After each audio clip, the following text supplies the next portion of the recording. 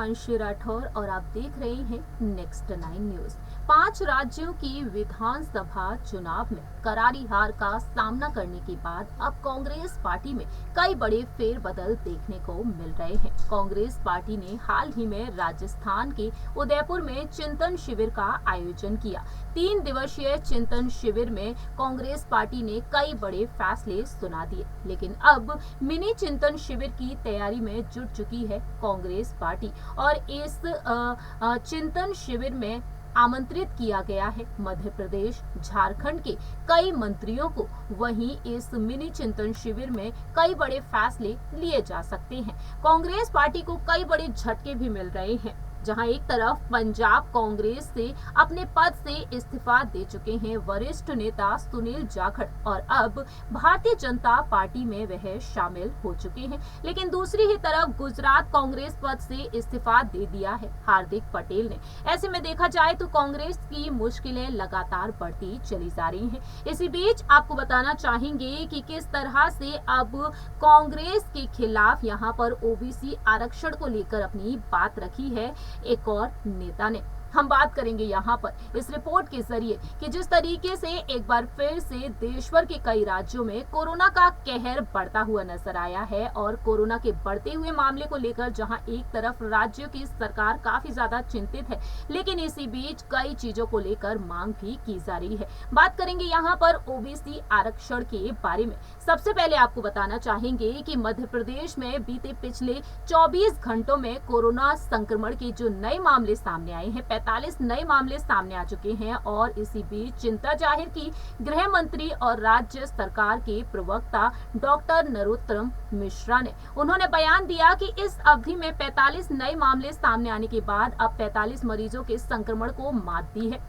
और ऐसे में इसी बीच उन्होंने अपनी बात रखी। मध्य प्रदेश में जिस तरीके से अब नगरीय निकाय चुनाव और पंचायत चुनाव होने को जा रहे हैं और इसी बीच उन्होंने पंचायत चुनाव ओबीसी आरक्षण के साथ होंगे, तो वहीं सुप्रीम कोर्ट ने बीते बुधवार को जो सुनवाई की, उस सुनवाई को करते हुए कहा कि 1 सप्ताह में आरक्षण नोटिफाई और अगले सप्ताह चुनाव कराने का नोटिफिकेशन जारी किया जाए। और इस फैसले को सुनने के बाद अब राज्य के मुख्यमंत्री शिवराज सिंह चौहान और गृह मंत्री नरोत्तम मिश्रा का बड़ा बयान सामने आया। आपको बताना चाहेंगे यहाँ पर गृह मंत्री नरोत्तम मिश्रा के बारे में आखिरकार उन्होंने इस आरक्षण को लेकर क्या कुछ कहा है, किस तरीके से हमला बोल दिया है, जरा देखिए ये रिपोर्ट।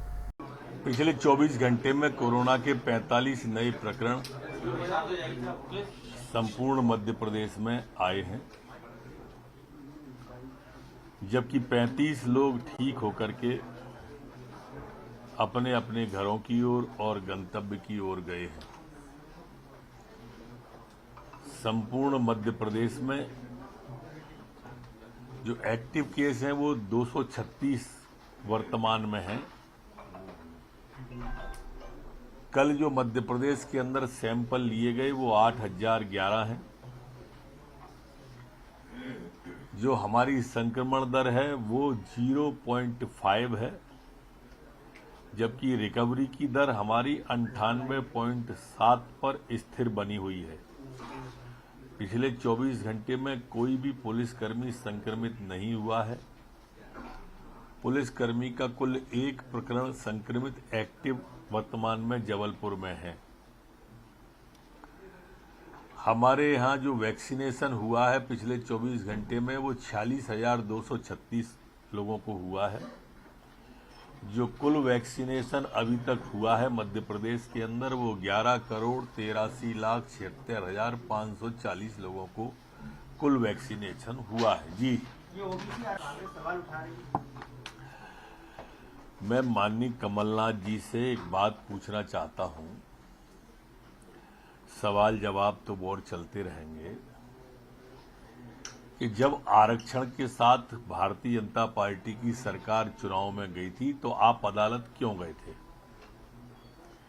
चलिए, आप गए थे तो आपकी अदालत में जाने पर कोर्ट ने पिछड़ों के आरक्षण को शून्य कर दिया था और कहा था सरकार को कि बिना आरक्षण के पिछड़ों के चुनाव में जाएं। तो हम अदालत में गए, तो फिर आप अदालत में क्यों नहीं गए? चलो आप नहीं गए अदालत में, कोई बात नहीं है। अब जब अदालत ने आदेश दे दिया है कि पिछड़ों के साथ जा सकते हैं तो शून्य हट गया। अब आप भ्रम फैलाने की कोशिश कर रहे हैं कि इतने मिलेंगे, इतने नहीं मिलेंगे। अरे भाई, आपने तो शून्य करा दिया था, शून्य से तो ज्यादा मिलेंगे। ये भ्रम क्यों फैला रहे हो? और अब इतना सब होने के बाद आप फिर अदालत जाने की बात कल आपने कही, तो क्यों जा रहे हो? ये स्पष्ट करो, आप जनता की अदालत से क्यों भाग रहे हो? बार बार चुनाव क्यों रुकवा रहे हो पंचायतों के, नगरपालिकाओं के? ये स्पष्ट करना चाहिए। गोलमोल बातें करके भ्रम पैदा करना ये अच्छा नहीं है। मेरी ऐसी मामले में जिस तरीके से युवकों पर टिप्पणियों का दौर जारी है, क्या कहेंगे आप?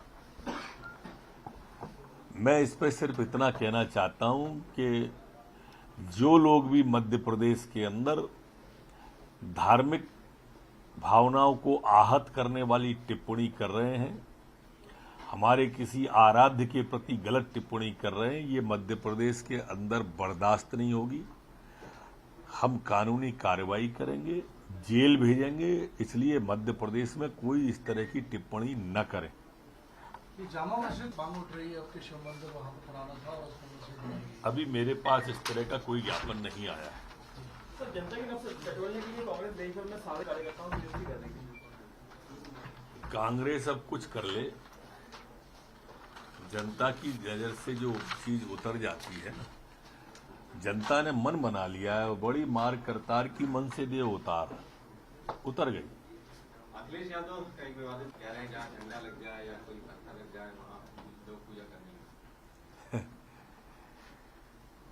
राम भक्तों पर गोली चलाने वाले अखिलेश यादव जी, उनके पिताश्री, उनसे और क्या उम्मीद की जा सकती है? हमारे यहाँ तो गीत ही हैं, इतना आदर नदियों को क्या जहाँ माता कह के बुलाते हैं, और इतना आदर इंसान को क्या यहाँ पत्थर भी पूजे जाते हैं। हम तो पहाड़ की पूजा करते रहे हैं, पत्थरों की पूजा करते रहे हैं। अखिलेश जी, आपको पीड़ा क्या है हमारी भावनाओं की? आपको इसलिए तो टीपू कहते हैं घर पे। सर, विवेक तनखा जी ने ट्वीट कर रहे हैं कि ओबीसी की जो रिपोर्ट है वो साबित नहीं की जाए।